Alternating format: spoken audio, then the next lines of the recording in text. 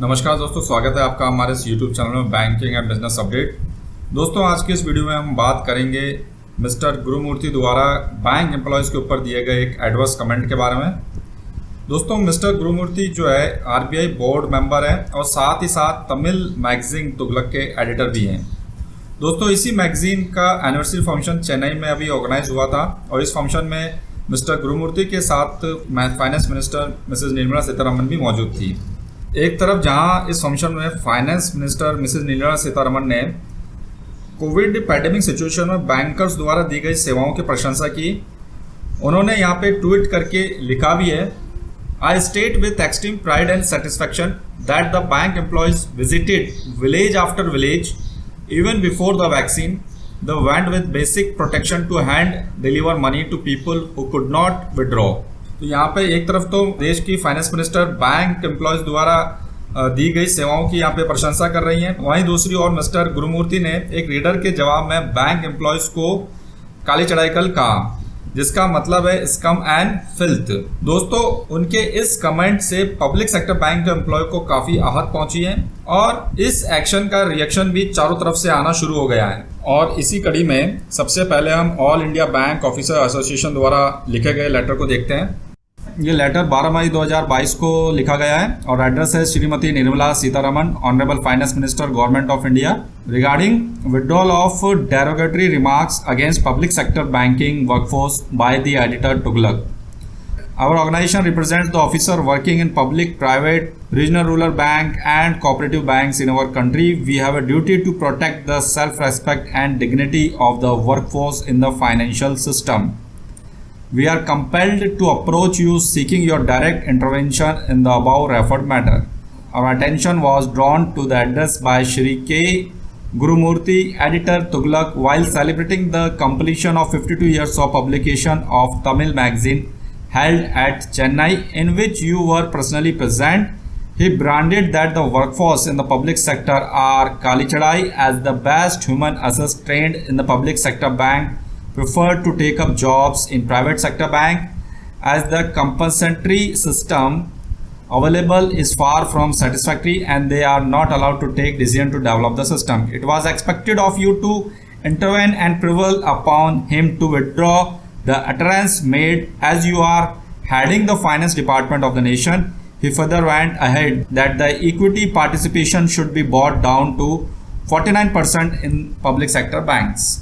तो लेटर के इस पॉइंट में यूनियन ने यहाँ पे लिखा है कि किस प्रकार श्री के गुरुमूर्ति जो तुगलक मैगजीन के एडिटर हैं, उन्होंने बैंक वर्कफोर्स को यहाँ पे कोट करा है। पॉइंट नंबर 4 में देखें, पॉइंट नंबर 4 में यहाँ इन्होंने बताया है कि बैंक एम्प्लॉयज हमेशा देश के साथ खड़े रहें, चाहे वह गवर्नमेंट की कोई स्कीम को इम्प्लीमेंट करवाना हो, जैसे जनधन, स्टैंड अप इंडिया, अटल पेंशन योजना, मुद्रा योजना एक्सेट्रा, या फिर चाहे कोई प्राकृतिक आपदा क्यों ना हो, जैसे कोविड-19 पैंडेमिक सिचुएशन। बैंकर्स ने हमेशा अपनी जिम्मेदारियों को अपने अपने परिवार से ऊपर रखा है और यही कारण है कि parliamentary standing committee has acknowledged that banking workforce as a front line warrior, यानी पार्लियामेंट्री स्टैंडिंग कमेटी ने भी बैंकिंग वर्कफोर्स को फ्रंट लाइन वॉरियर यहाँ पे माना है। लेकिन इसके बावजूद भी अगर फाइनेंस मिनिस्टर के सामने बैंक एम्प्लॉयज के लिए इस तरह का कोई कमेंट करता है तो वह बिल्कुल ऐसा ही नहीं है। पॉइंट नंबर 5 में यहाँ इन्होंने बताया कि किस प्रकार जरूरत पड़ने पर पब्लिक सेक्टर बैंक ने देश हित के लिए प्राइवेट बैंक को संभाला। जैसे यहाँ पे इन्होंने कुछ एग्जांपल दिए हैं। In 2005 the global trust bank headed by Padma Shri Ramesh Gelli was merged with Oriental Bank of Commerce. The United Western Bank, having the headquarter at Satara, Western Maharashtra, was merged with IDBI Bank. The latest one to clean up the dirt created by Mr. Rana Kapoor Yes Bank. The public sector institutional leader Shri Prashant Kumar, the former DMD of SBI, was advised to handle the assignment. The infamous ICICI scandal and direct involvement of Mrs. Chanda Kochar speaks volume about the questionable intelligent lending to a business house. तो यहाँ पे इन्होंने example देके finance minister को समझाया है कि public sector bank की क्या इंपॉर्टेंस है और पब्लिक सेक्टर बैंक और प्राइवेट सेक्टर बैंक में क्या डिफरेंस है। पॉइंट नंबर 6 में इन्होंने बताया है कि मिस्टर गुरुमूर्ति जो है वो एक MPC कमेटी के भी मेंबर हैं और ये जो कमेटी है it is a controller of the banking system. तो यहाँ पर वह व्यक्ति जो इतनी इम्पोर्टेंट कमेटी का मेंबर है और जो पब्लिक सेक्टर बैंक एम्प्लॉय के लिए इस तरह की सोच रखता हो वह कभी भी आरबीआई द्वारा ऑर्गेनाइज मीटिंग में पब्लिक सेक्टर बैंक के हित की बात नहीं करेगा। पॉइंट नंबर 7 में यहाँ पे यूनियन ने लिखा है कि फाइनेंस मिनिस्टर मिस्टर गुरुमूर्ति को एडवाइस करे कि वो पब्लिकली जो है पब्लिक सेक्टर बैंक एम्प्लॉयज से माफ़ी मांगे।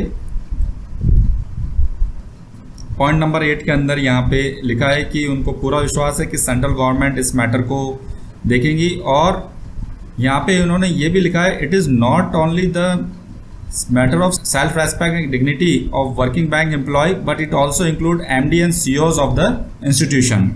तो दोस्तों यहाँ पे देखा हमने, ये कंप्लीट लेटर है जो कि All India Bank Officer Association ने finance minister Mrs Nirmala Sitharaman को लिखा है। और इसी रो में आगे देखें दोस्तों, 13 मई 2022 को all India Bank officer confederation Tamil Nadu state unit ने एक प्रेस रिलीज करा है, और इस प्रेस रिलीज के अंदर उन्होंने उन सब बातों का जिक्र किया है जो कि लेटर के अंदर मेंशन्ड है। और वहाँ पे उन्होंने इस प्रेस रिलीज के अंदर मिस्टर गुरुमूर्ति की इस हरकत की कड़ी निंदा करी है, और उनसे पब्लिकली बैंक एम्प्लॉय से माफ़ी मांगने के लिए भी कहा गया है। AIBA ने भी मई 13, 2022 को उनकी इस हरकत की कड़ी निंदा करते हुए यहाँ पे लिखा है AIBA condemns Gurumurthy for terming PSU bankers as scums and flips. और यहाँ पे AIBA के जनरल सेक्रेटरी श्री वेंकटचलम ने यहाँ पे लिखा है we strongly condemned his uncalled for comments and demand his immediate apology. He is unfit to be on the board of RBI and the government should remove him from his important post। तो यहाँ पे AIBA के general secretary ने सिर्फ उनसे apology की demand ही नहीं की है, बल्कि ये भी कहा है कि जो व्यक्ति इस तरह की सोच रखता हो उसको इतने ऊंचे पद पे पोस्ट करना और इतनी बड़ी रिस्पॉन्सिबिलिटी देना ठीक नहीं है, और गवर्नमेंट को जो है उनको इस पद से तुरंत रिमूव कर देना चाहिए। तो आपने देखा दोस्तों, एक तरफ तो फाइनेंस मिनिस्टर बैंक एम्प्लॉय को कोविड के वक्त पब्लिक को बैंकिंग सर्विस प्रोवाइड करने के लिए धन्यवाद दे रही हैं, और दूसरी तरफ मिस्टर गुरुमूर्ति उन्हीं की काबिलियत पर सवाल उठा रहे हैं। खैर ये सोचने वाली बात है दोस्तों कि इस सोच के लोग जब इस पद पर आसीन हैं तो वह पब्लिक सेक्टर बैंक के लिए क्या दृष्टिकोण रखते होंगे। खैर ये तो आने वाला वक्त ही बताएगा दोस्तों, क्या Mr Gurumurthy publicly bank employ से माफ़ी मांगते हैं, यूनियन का फर्दर एक्शन क्या होगा, और क्या गवर्नमेंट इस मैटर के अंदर इंटरवेन करेंगी या नहीं करेंगी। दोस्तों हम हमारे इस YouTube चैनल पर इसी तरह की इन्फॉर्मेशन पोस्ट करते हैं। अगर आप भी इसी तरह की इन्फॉर्मेशन जुड़े रहना चाहते हैं तो आज ही हमारा YouTube चैनल सब्सक्राइब करें।